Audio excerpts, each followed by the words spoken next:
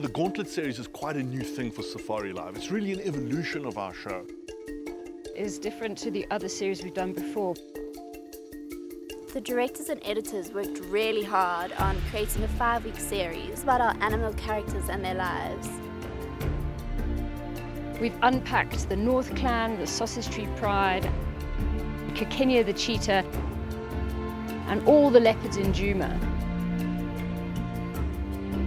We've really been spoiled with amazing technology to bring you guys all the action. It is an incredibly complex endeavour to send a live show from the Masai Mara and the Kruger National Park It's Kekenya. and then send it out to the world. 4, 1, back with James.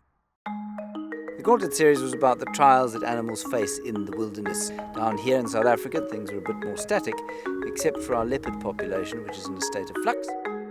But in the Mara, of course, it's the migration gauntlet, so the animals come up from the Serengeti, have to run the gauntlet of the crocodiles in the Mara River, or drowning in the swirling waters. It's also the lion prides and hyenas that have been waiting 7 months for the herds to arrive. And that feeling and that amazing sort of trepidation of it's coming, is such an important part of our storytelling and of our characters' lives. Also, because it's not live, we're able to unpack the story a lot better than we were if we just went out there and hoped to get the stuff when it's live.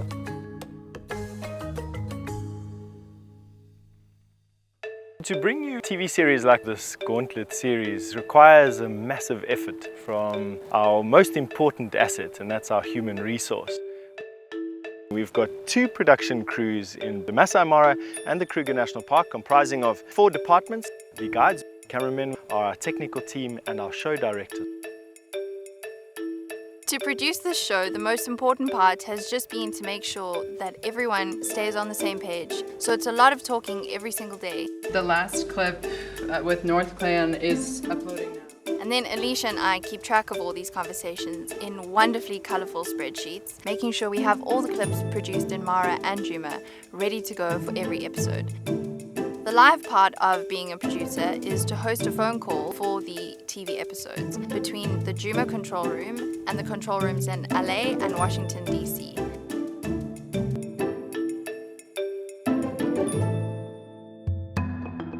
We produce a show that is made up of both live and non-live. The show needs to be directed from one location, and that is the final control here at Djuma.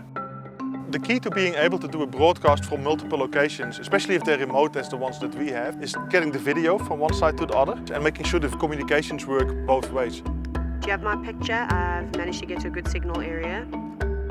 Stable, your audio is good as well. Okay, copy, thanks. Now we're ready for Safari.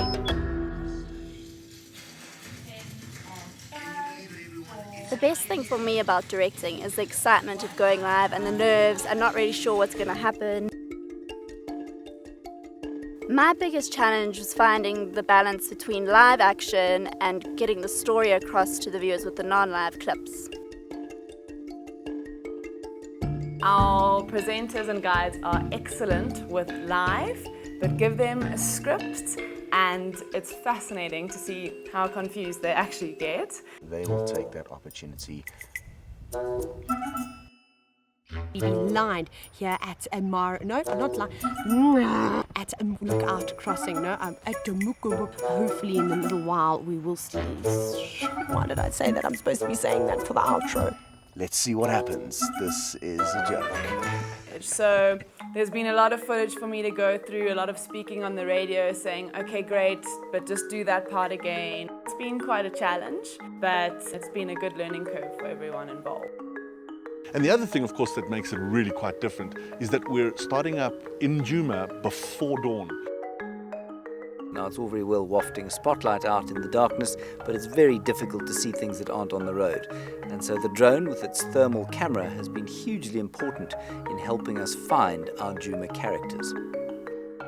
The camera department, together with the tech team, really did an amazing job building a camera rig that combines a Panasonic UX180 infrared camera together with a FLIR T1K thermal imaging camera. The thermal camera allows us in the thick bush of Djuma to see past the trees, unlike the infrared that often glares back at us.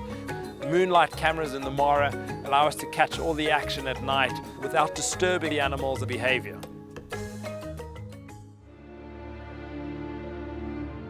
It's super fulfilling as a director when you've been working hard with the editors and then finally putting it all together and seeing it come live on screen for all the viewers to enjoy it.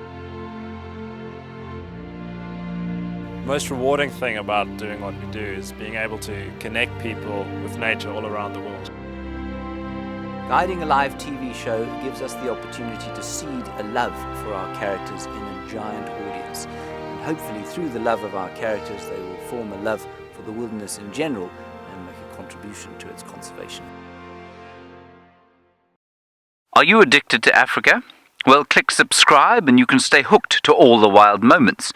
If you still can't get enough, click on the little bell and you'll be notified for your daily dose of live safari.